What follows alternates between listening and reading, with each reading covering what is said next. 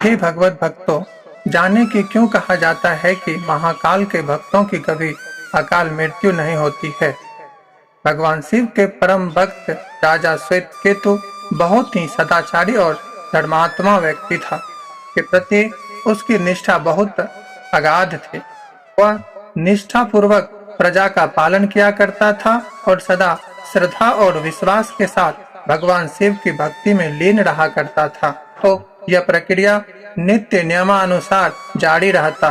राजा श्वेतकेतु अपना कम परंतु अपने प्रजाओं के हित को ही अधिक ध्यान देते थे। प्रजा हित को ही वे अपना सर्वोपरि कार्य मानते थे। इन्हीं में वो अपना धर्म को भी मानते, इसलिए प्रजा भी उन्हें बहुत पसंद करते थे।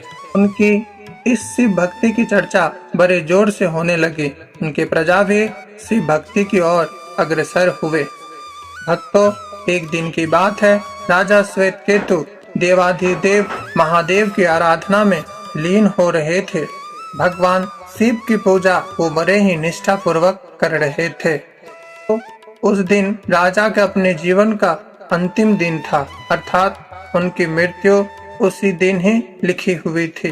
तो यमराज ने अपने दूतों को आज्ञा दी कि जाकर वे श्वेतकेतु के प्राण हर कर ले आए।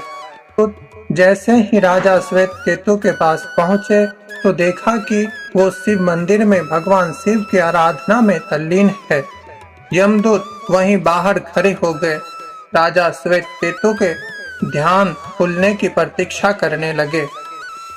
राजा श्वेतकेतु इस समय भगवान शिव का ध्यान कर रहे थे और ध्यान इतना गहरा हो गया कि न राजा का ध्यान ही खुल रहा था और न यमदूत ही वहां से हिल पा रहे थे। बहुत देर प्रतीक्षा के बाद जब यमदूत अपना काम पूरा कर वापस यमलोक नहीं पहुंचे, यमराज ने अपना काल दंड लिया और स्वयं ही राजा श्वेतकेतु के प्राण हरने के लिए चले आए। जब यमराज पृथ्वी लोक राजा श्वेतकेतु के पास आए तो देखा कि राजा श्वेतकेतु शिव उपासना में तल्लीन है और इस समय उपासना में बाधा डालना ठीक नहीं है। इससे भगवान शिव का उल्लंघन हो सकता है और हो न हो वो नाराज न हो जाए।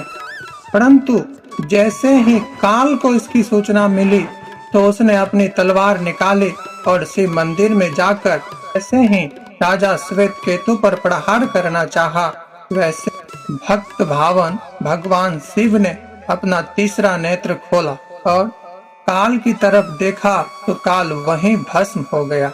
जब राजा श्वेतकेतु का ध्यान टूटता है तो भगवान शिव, यमदूत, स्वयं यमराज और नीचे पड़े भस्म हुए काल को देखकर बड़ा आश्चर्य हुआ। भगवान शिव से पूछने पर यह ज्ञात हुआ कि आज राजा का अंतिम दिन था और वह काल उनके ही प्राण लेने आया हुआ था।